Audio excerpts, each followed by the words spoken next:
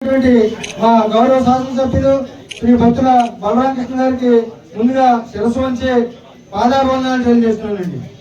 మరి ముఖ్యంగా గత ప్రభుత్వంలో సీఎం రిలీఫ్ ఫండ్ చెక్కులు అనేవి సంవత్సరానికి కనీసం 10 చెక్కులు వచ్చేవి కాదు.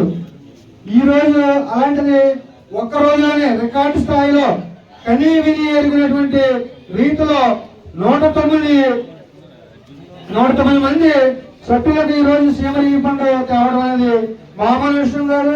అది ఇప్పటి వరకు కూడా ఏ శాసనసభ్యులు చేయలేని ఘనత మరి మా గ్రామానికి చెందిన మా ఎమ్మెల్యే గారు తేవడం అనేది మేము చాలా సంతోషంగా భావిస్తున్నాం.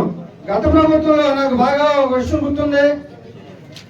మా గ్రామంలో ఒక వ్యక్తికి గుండె ఆపరేషన్ కోసం చెప్పి స్వయం మా ఎమ్మెల్యే గారు గత ఎమ్మెల్యే గారి దగ్గరికి మా గ్రామంలో చిన్న ఒక వ్యక్తికి పోలేదండి, చిన్న సీఎం రిలీఫ్ ఫండ్ ఇప్పించండి అని అడిగితే ఆయన ఇప్పించలేక బలరామకృష్ణ గారు ఇది నా వల్ల అవటం లేదు, ఇది మీరు ఇప్పించండి అని అడిగితే అర్ధరాత్రి కారు పెట్టి ఆయన సొంత డబ్బులతో 5 లక్షల రూపాయలతో మా గ్రామానికి చెందిన వ్యక్తికి ఆపరేషన్ చేయించినటువంటి ఘనత మా ఎమ్మెల్యే గారికి దక్కలేదు.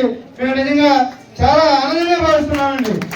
అంతేకాదు మా గ్రామంలోనే కాదు వేరే గ్రామాల్లో కూడా ఎంతో మందికి ఇలా ఆరోగ్యం బాగోకపోతే గత ప్రభుత్వంలో ఎమ్మెల్యే దగ్గర అవ్వకపోతే మా ఎమ్మెల్యే గారు సొంత డబ్బులతో చేసినటువంటి ఘనత మా ఎమ్మెల్యే గారికి దక్కుతుందంటే నిజంగా మేము చాలా ఆనందంగా ఉప్పు తప్పు అవుతున్నామండి.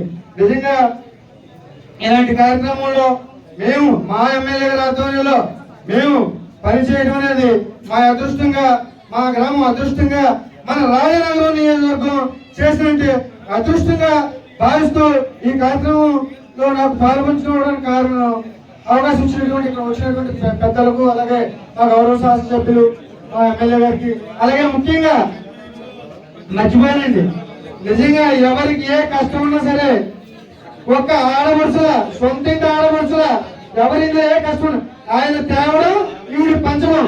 ఆవిడే మా అక్క భక్తులు వెంకటలక్ష్మి గారండి, ఆయన అసెంబ్లీకి వెళ్ళి తేవడం, గ్రామ సభలో పంచుకోవడం, ఈవిడ పంచిపెట్టడం. నిజంగా ఈ ఘనత ఈ ఉత్తర బాలకృష్ణ గారికి దక్కినందుకు చాలా ఆనందంగా భావిస్తూ ఇలాంటి అవకాశం ఇచ్చినట్టుగా మరొకసారి ధన్యవాదాలు తెలియజేస్తూ సెలవు తీసుకుంటున్నాను.